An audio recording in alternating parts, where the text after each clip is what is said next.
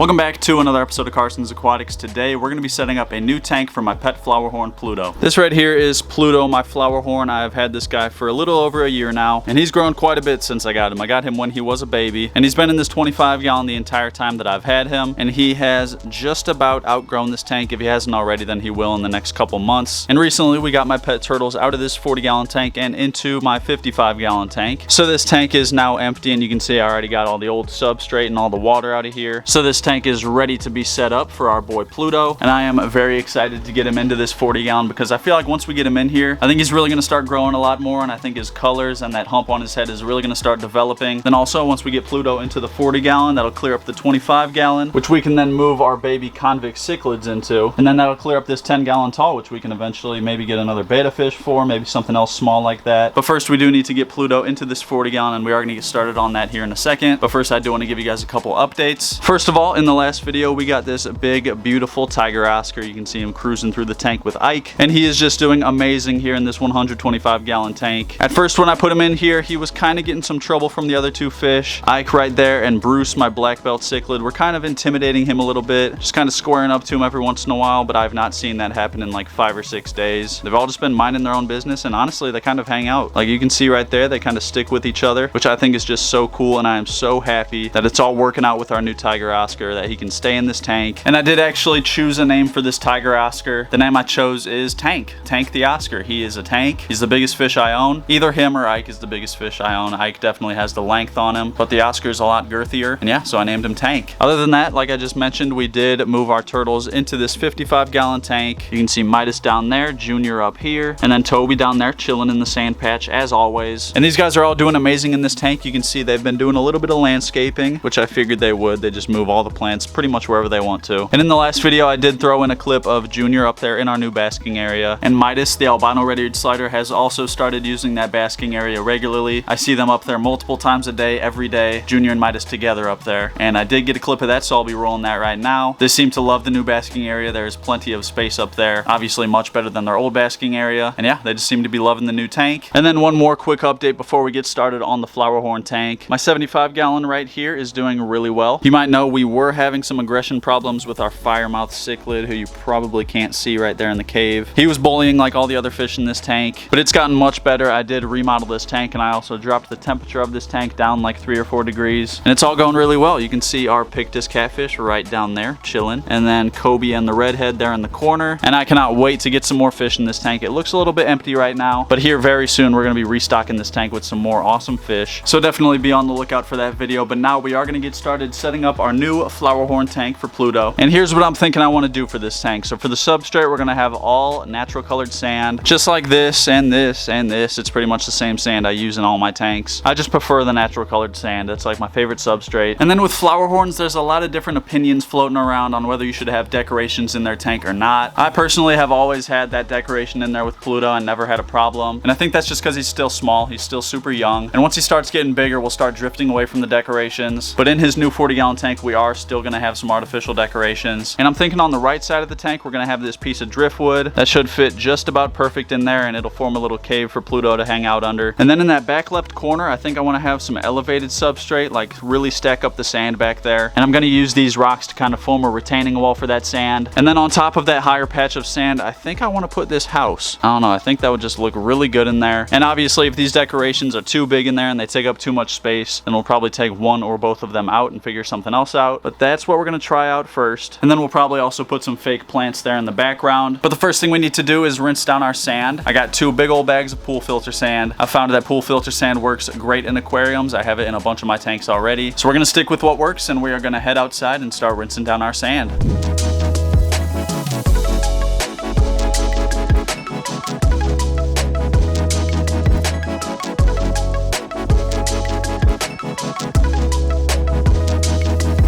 Alrighty guys, so our substrate is rinsed and in the tank, and you can see I also put one of those rocks in there just to kind of get an idea of that level change. But now we're just going to go right ahead and start scaping this tank. So the first thing I want to do is just get this piece of driftwood in place, and that should be good there. And I think we'll leave that rock where it is, and then I'll put this smaller one right over here on the very end of the tank. The sand can kind of slope down from here. Then we'll just go ahead and get the house in place, might as well. Okay, that's looking pretty good so far. I think I want to make a bit of a rock trail coming down from the house. house. I think that would look cool. So we're just gonna scatter some more of these pebbles in there. And I think I'm gonna have that come all the way over to the driftwood.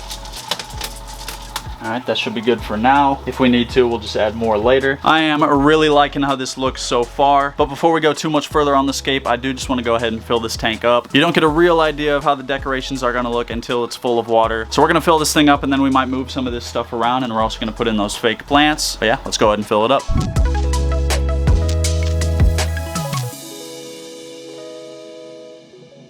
Alright guys, so the tank is full, as you can see, and I am definitely liking how it's looking. But it definitely could use a bit more green. You guys know the impact that plants can have on a tank. So right here we've got a bunch of artificial plants, as well as some like bigger, rounder rocks we're going to throw in there. I think this stuff is definitely going to tie this tank together and have it looking real nice. So we're going to throw in some of those plants and rocks and finish up decorating this tank.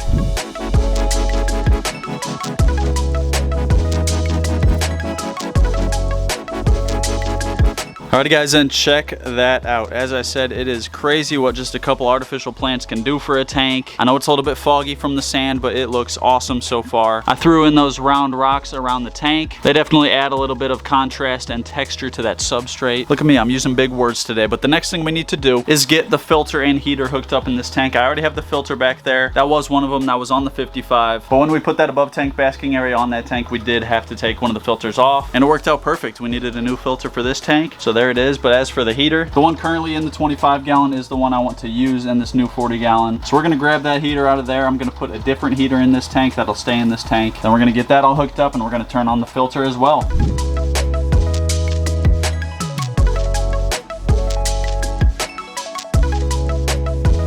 Alrighty guys, and just like that, this tank is done. Well, actually I shouldn't say it's done. We still need to add in our water conditioner to remove the chlorine from the water. And then we're also going to add in some beneficial bacteria starter just to help the cycle get going in this tank.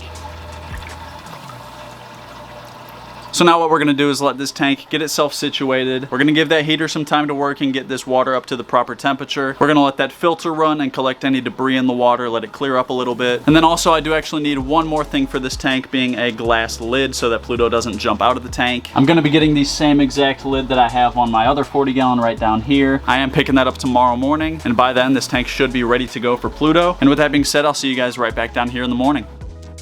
Alrighty guys, so it is the next morning, and first of all, let's just take a look at the tank. As you can see, it has cleared up quite a bit, and you can also see I already went out to the store and got this glass lid and got it all set up on the tank. And yeah, it's looking really good, and if we feel the water temperature, it is literally perfect for Pluto. So we're gonna waste no time and just go ahead and get him into his new tank. I'm gonna grab this big old decoration out of here so it's easier to catch him. Now we're just gonna go ahead and catch him. Come here, Pluto. Trust me, bro, you're going to a better tank.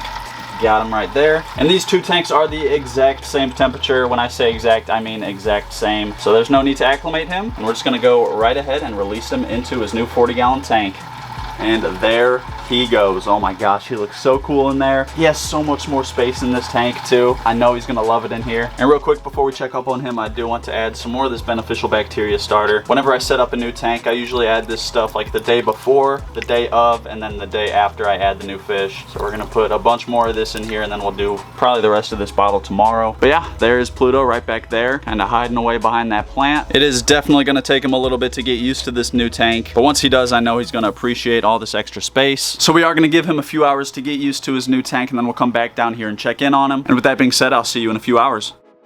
Alrighty guys, well, it has only been about 45 minutes actually, but if you take a look behind me, Pluto's already acting like he's been in this tank his whole life. I just came down here about 5 minutes ago to check on him, and he already ate a pellet. So we are gonna take a quick look at him, and we'll probably feed him again. I mean, yeah, there he is, just zooming around the tank. I've been watching him for a few minutes now, and he is exploring every square inch of this tank. He looks to be super happy with all this space. And like I said, we are gonna feed him again, and you can tell he knows what that means. So I've got a few pellets right here, and there it is. And last pellet right up there, and there it goes. And you can see his colors are already looking beautiful in this new tank. Usually when you put a new fish in a tank, they go super pale, but he is looking gorgeous right now. And yeah, I'm just very happy with how this tank turned out. I hope you guys are too. I'm sure Pluto is as well. And I just cannot wait to watch him grow in this tank. He's gonna be in here for probably at least the rest of the year, and I already know he's gonna put on some good size in that time. And yeah, it's just gonna be awesome to see, but that is pretty much gonna wrap up this video. Today's comment of the day goes out to, and if you want your comment to be the comment of the day in the next video, all you gotta do is drop a comment down below, and that could happen. And if you liked this video, be sure to hit that like button, do me a favor and hit that subscribe button, turn on post notifications, and I'm gonna see you in the next video.